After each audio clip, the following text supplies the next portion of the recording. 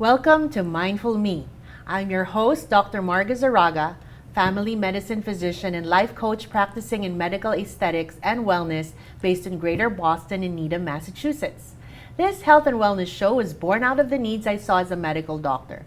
People are curious and are even demanding information and options on how to get healthier, and more importantly, how do we all improve our quality of life?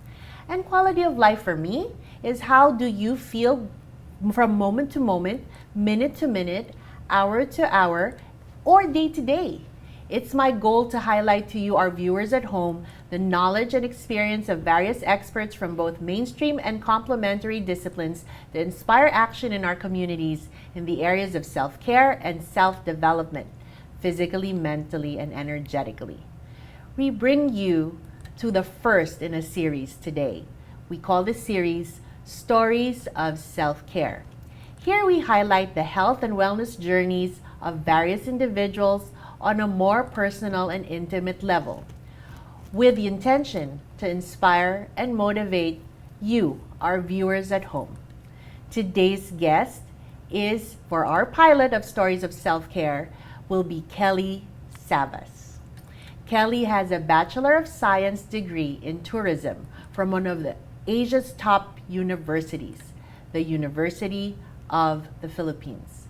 Kellie is a veteran wife and a mother of two growing boys.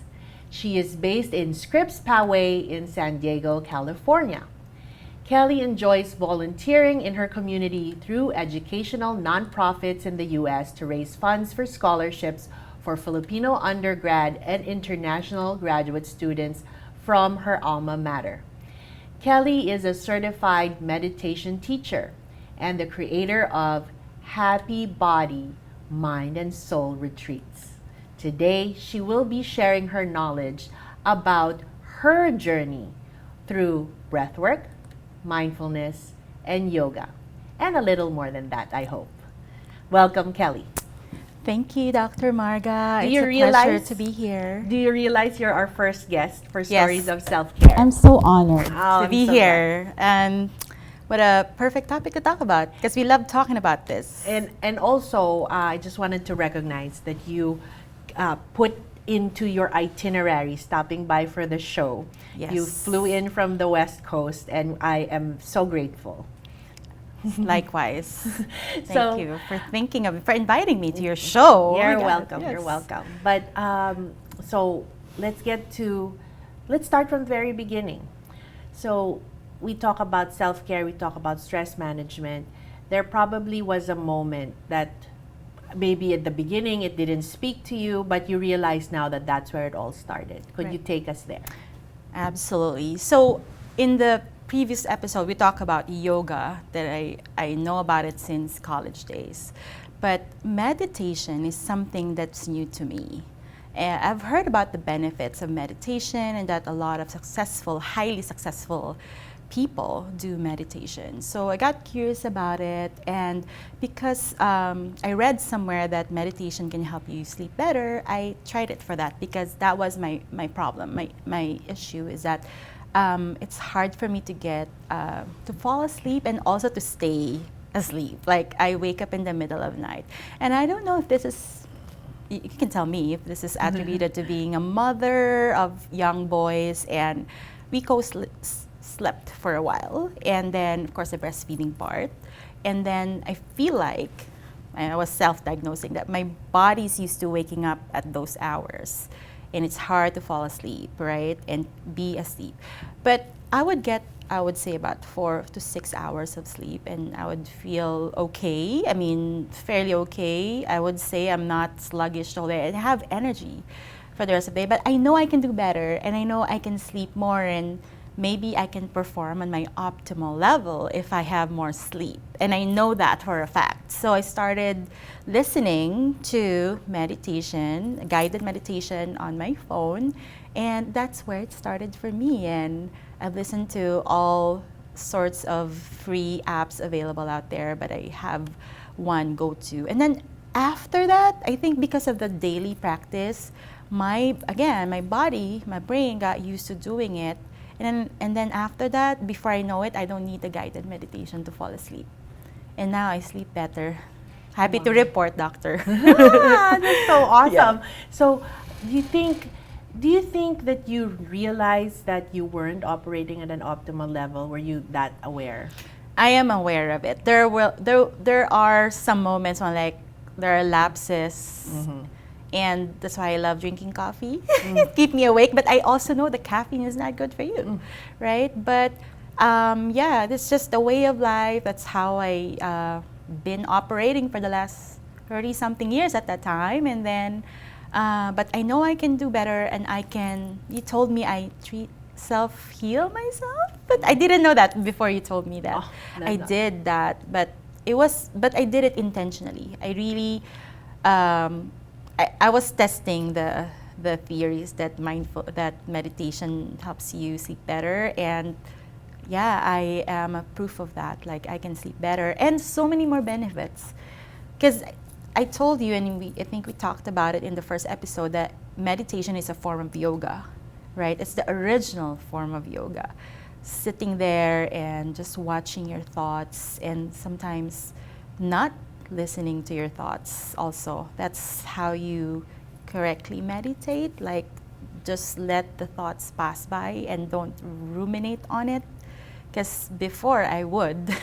You know, like there's so many things happening and so many things in your brain, the noises, and they would be like, you would ruminate on one thing, or you would replay what happened in the past or that day, and you would, oh, I should have done this, should have done it. But now I can control that thought, and I don't judge my thoughts. And that's what meditation teach you.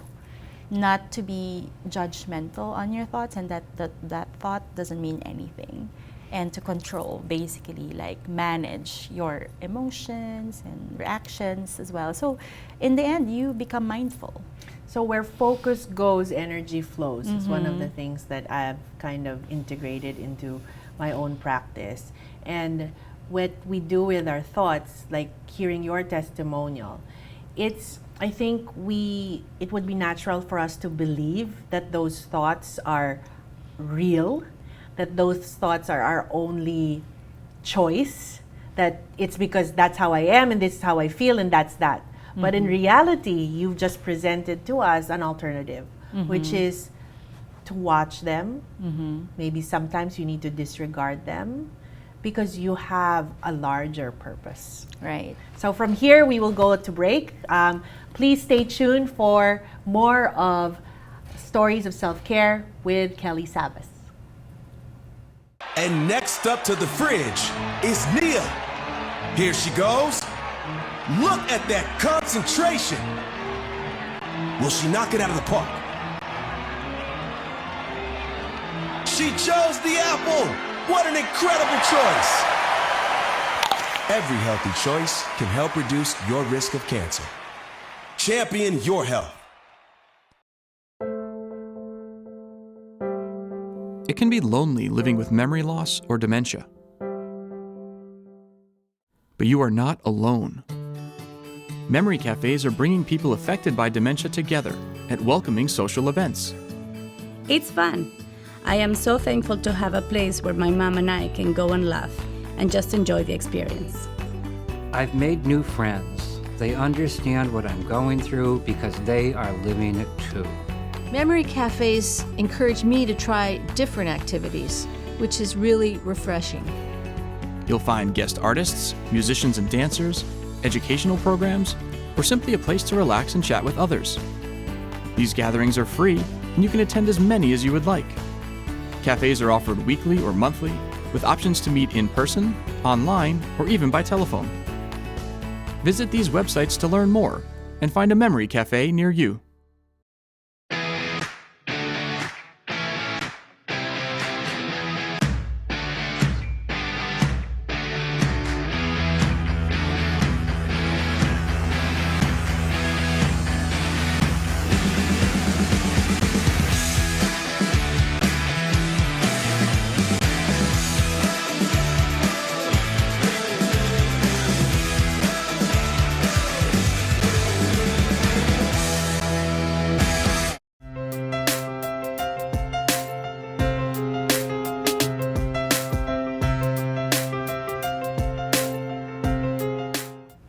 Welcome back to Mindful Me for our quote of the day.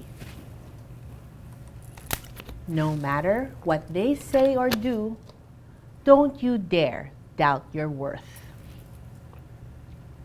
Perfect, right? Yes, love it. Very core in terms of self-care. So we're here with Kellie Sabas, and we are on our first pilot episode of Stories of Self-Care under Mindful Me. I wanted to take this opportunity, Kellie, to ask you what kind of key shifts and transformation you've seen in yourself as you've taken up.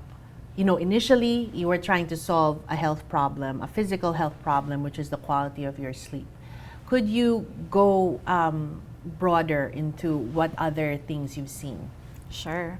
Well, personally, I've seen a lot of, improvement on myself, like my reactions to things, my thoughts, basically. I've seen so many changes. I don't worry too much anymore. We need that. Yeah, I just bottle it up. Surrender things to the, higher purpose and getting to know myself better. I think that's the ultimate purpose of yoga it's like a journey to yourself, through yourself, to yourself.